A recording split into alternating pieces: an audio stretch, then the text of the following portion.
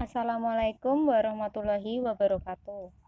Perkenalkan, nama saya Erika Nurul Sinta, NIM D22 2018 02429.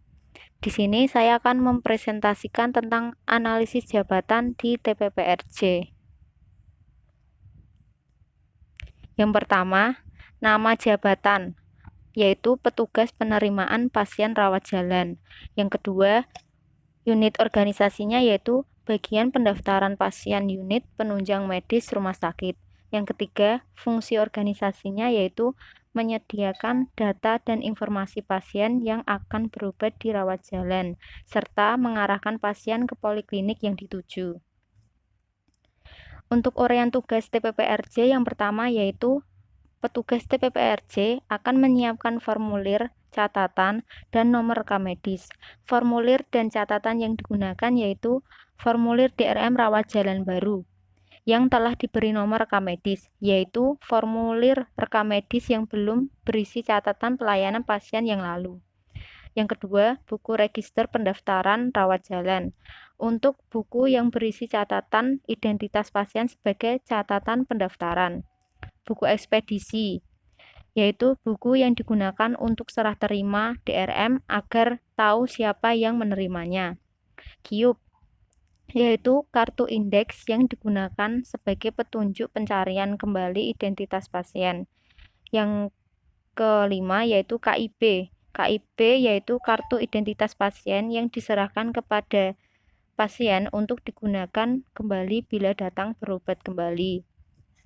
Yang terakhir, buku catatan pengguna nomor rekam medis. Lalu yang kedua, menanyakan pasien sudah pernah berobat apa belum, untuk mengetahui pasien baru atau lama.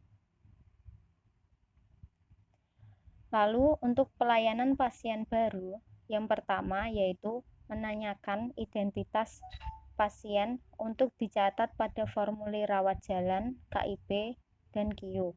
Yang kedua, menyerahkan KIP dan menyimpan KIUP sesuai urutan abjad alfabetik. Yang ketiga, menanyakan keluhan utama guna mempermudah mengarahkan pasien ke poliklinik. Yang keempat, menanyakan apakah membawa surat rujukan. Bila membawa, tempelkan pada surat pada formulir rekam medis rawat jalan.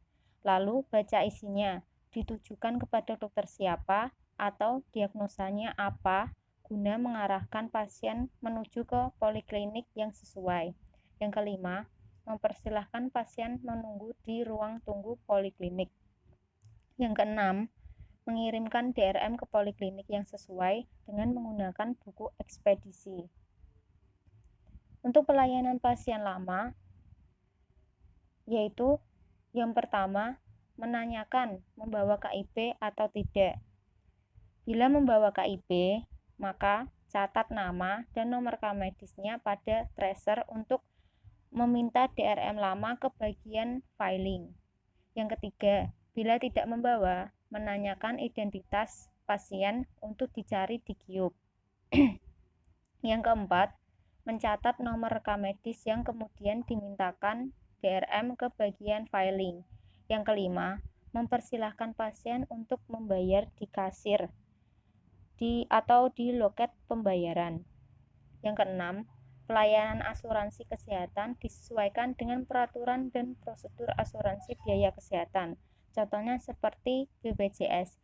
Kalau BPJS berarti syaratan yang harus dibawa yaitu membawa kartu BPJS dan surat rujukan. Untuk akhir pelayanannya, yang pertama, mencatat identitas pasien pada buku register rawat jalan.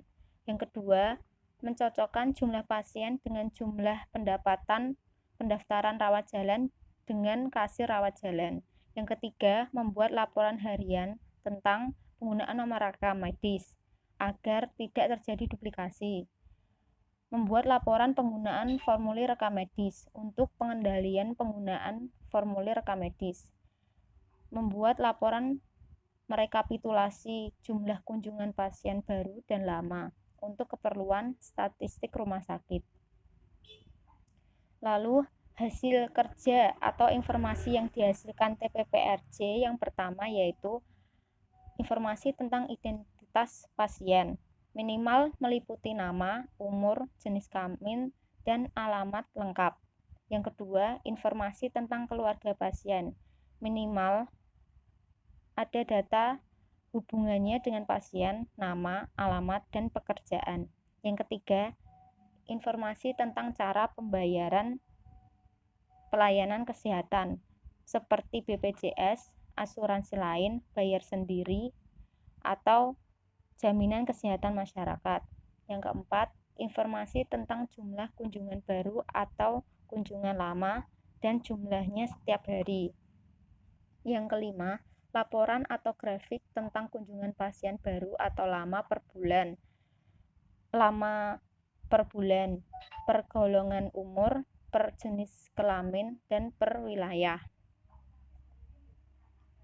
Lalu untuk persyaratan yang harus ada di TPPRJ yaitu yang pertama, pendidikan minimal D3 rekam medis, memiliki STR dan SIK. Yang kedua, mempunyai pengalaman kerja yaitu pernah bertugas dalam bidang customer service selama 2 tahun. Untuk pelatihan yaitu pernah mengikuti quality customer service dan komputer administrasi perkantoran.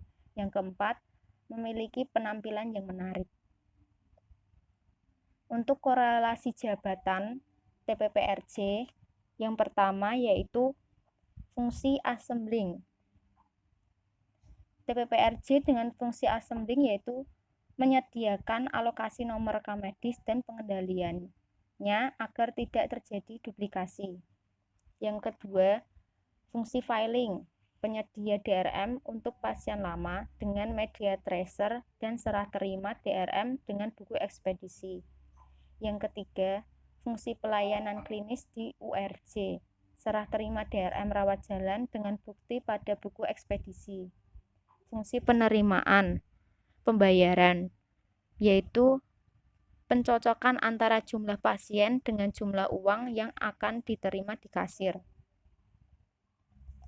Untuk bahan dan perangkat yang ada di TPPRJ yaitu untuk bahannya berupa KIB, QIUP, tracer, buku penggunaan nomor rekam medis, buku register, dan tinta.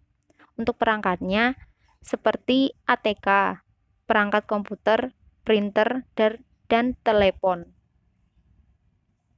Untuk tanggung jawab dan wewenangnya yaitu mencatat identitas pasien ke formulir rekam medis rawat jalan, KIB, QIUP, dan buku register rawat jalan. Mencatat dan memberikan nomor rekam medis sesuai dengan kebijakan penomoran yang ditetapkan. Penyedia DRM pasien baru dan DRM pasien lama di bagian filing. Menyimpan QIUP, pendistribusian DRM rawat jalan, dan penyedia informasi kunjungan pasien rawat jalan. Dan juga menerima pasien yang berobat di rawat jalan dengan melakukan register. Lalu menyediakan formulir pasien baru dan formulir pasien lama. Dan kemudian mengarahkan pasien ke poliklinik yang dituju sesuai dengan keluhan. Lalu memberi informasi tentang pelayanan rumah sakit yang bersangkutan. Sekian dari presentasi saya. Jika ada kesalahan dalam menginformasikannya, saya mohon maaf. Wassalamualaikum warahmatullahi wabarakatuh. Terima kasih.